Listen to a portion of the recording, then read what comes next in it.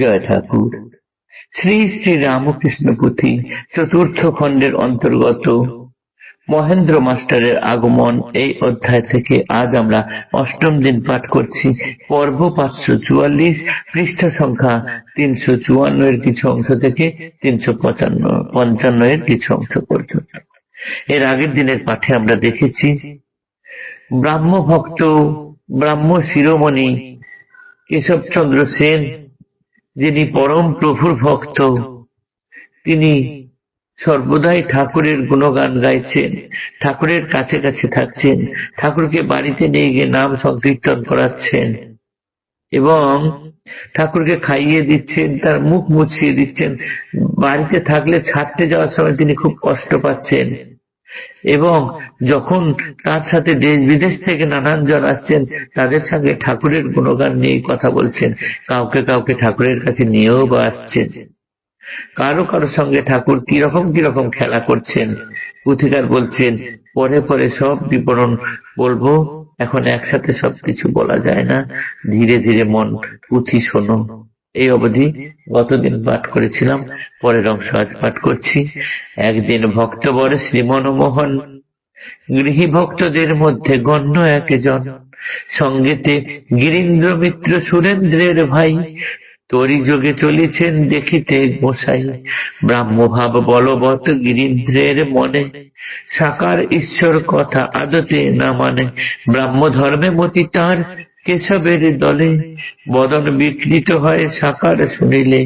তবে কেন প্রভু দেবে এত প্রীতি, সন্দেহ ভঞ্জনে কই শুনহ ভারতী।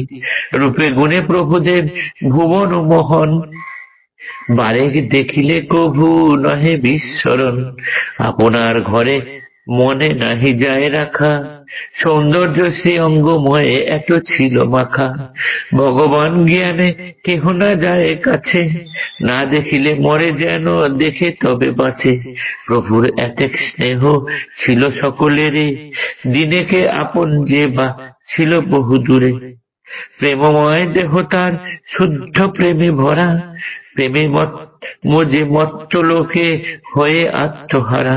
ভক্তদয় অতিশয়ে পুলকিত মন, শ্রীমন্দিরে করিবারে প্রভু দর্শন। প্রহর এক বেলা প্রায় আর নহে বেশি, যেথায় শ্রী প্রভুদেব উতরিল আসি।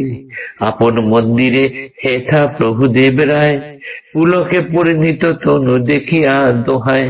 নিজ মনে মনোভাব বুঝিয়া দোহার, শুনো কি করিল খেলা শ্রী প্রভু আমার।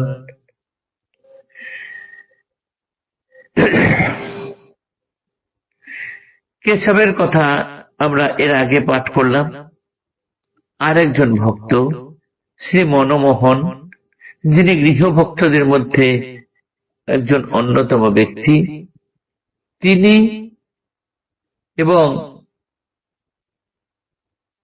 এই সুরেন্দ্রের ভাই,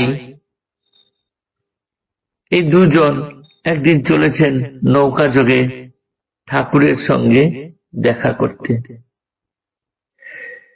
এই ব্রাহ্মভাব সমন্বিত গিরীন্দ্র নিজে কিন্তু ব্রাহ্ম ধর্ম মানেন, তার সাকারে বিশ্বাস নেই, নিরাকার পরম ব্রহ্মের সাধন করেন, সাকার শুনলেই তার মুখ বেঁকে যায়। অথচ দেখা যাচ্ছে যে মানুষটির কাছে তারা যাচ্ছেন তিনি সাকারের পূজারী, ঠাকুর মায়ের পূজারী, অথচ ঠাকুরের কাছেই তারা যাচ্ছেন দেখা করতে। না দেখা করলে মন প্রাণ আকুপাকু করছে। তাহলে কেন এটা হচ্ছে? পুথিকার বলছেন শোনো, তাহলে সেই কথা খুলে বলি।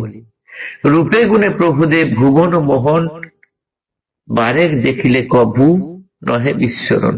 তার রূপ গুণ এমন ছিল যে একবার দেখলে পরে সেটি আর ভোলা যায় না।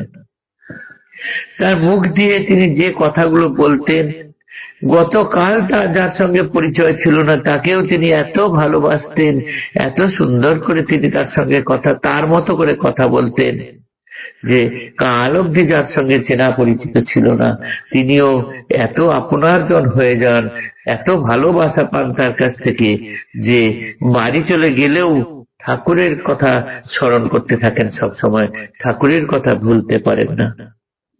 তাই তারা ব্রাহ্ম ধর্ম সমন্বিত মনোভাব হলেও ঠাকুরকে ভুলতে পারছেন না।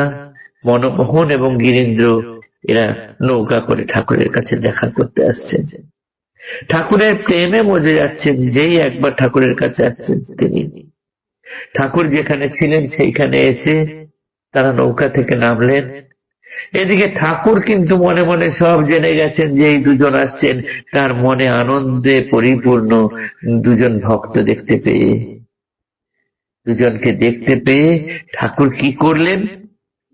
পুথিকার বলছেন, শুনো কি করিল খেলা, শ্রীপ্রভু আমার নিজ মনে মনোভাব বুঝিয়া দোহার। এই দুজনার মনের কি ভাব, সেই কথা বুঝে তিনি তাদের সঙ্গে কি খেলা খেললেন, সেটাই এবার বলছি শোনো, যেটি আমরা আগামী দিন শুনবো। জয় ঠাকুর, নমস্কার।